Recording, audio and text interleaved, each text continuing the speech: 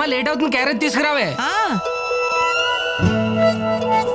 రే ఇదిగోరా, నేను నువ్వేం తినలేదని ఈరోజు నీకోసం గుడ్డు కూర చేశాను. తింటలే అమ్మా. ఏం చేస్తున్నాడేంటి? సార్, నా వైఫ్ ను ట్రాప్ చేయడానికి న్యూడ్ పిక్స్ పంపిస్తావా? ఏదో మంచివాడివని జాబ్ లో పెట్టుకుంటే ఇడియట్. నీ అంతు తెలుస్తాను, పోలీస్ కంప్లైంట్ ఇస్తాను. సార్ నేను ఎందుకు పంపిస్తాను సార్? ఇప్పుడే నేను డ్యూటీకి బయలుదేరుతున్నాను సార్. నేను ఏ ఫొటోస్ పంపించలేదు సార్. చూస్తారా నీ సంగతి ఏంటో చూస్తా. ఎవర్రా? ఏమైంది అలా ఉన్నావు? ఇదేడుస్తుంది. ఆగవే, ఎందుకు ఏడుస్తున్నావే? ఏమైంది?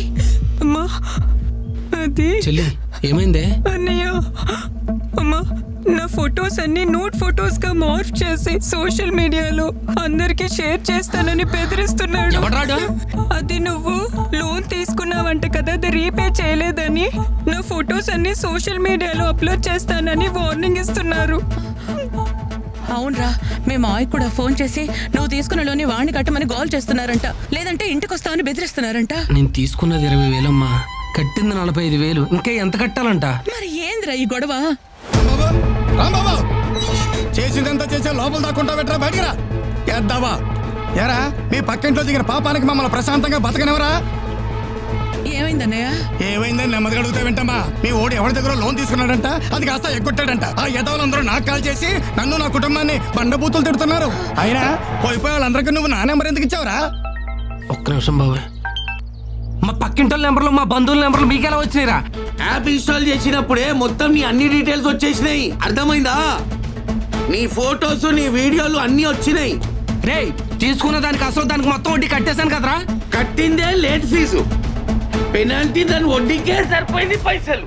అసలు ఎవరా మీ అమ్మ మొగుడు కడతాడా? అరే ఇదంతా మోసం రా, మీరంతా చీటర్స్ రా. అరే మీరు అసలు మనుషులేనారా? ఏదో అవసరంలో కొద్దిగా లోన్ తీసుకున్న పాపానికి నన్ను ఎంత హింసిస్తారా? ఇదంతా ముందే తెలిస్తే అసలు మీ దగ్గర నేను అప్పి తీసుకున్నాను కదరా. చెలగల్లన్న రక్తం అంతా పీల్చేస్తున్నారు కదరా. అరే అరే ఇవన్నీ అప్పులు తీసుకున్న ముందు ఆలోచించాలి. కడతావా చేస్తావా? మొత్తం అయిపోయి నేను చచ్చిపోయా. ఇలాంటి యాప్స్ డౌన్లోడ్ చేస్తే మీ కాంటాక్ట్స్, ఫొటోస్, వీడియోస్ మరియు బ్యాంక్ అకౌంట్స్ హ్యాక్ చేసి డబ్బులు కట్టకపోతే ఆ ఫొటోస్ని రాంగ్గా మార్ఫింగ్ చేస్తామని బెదిరిస్తారు. అందుకే ఇలాంటి వాళ్ళని రిపోర్ట్ చేయండి.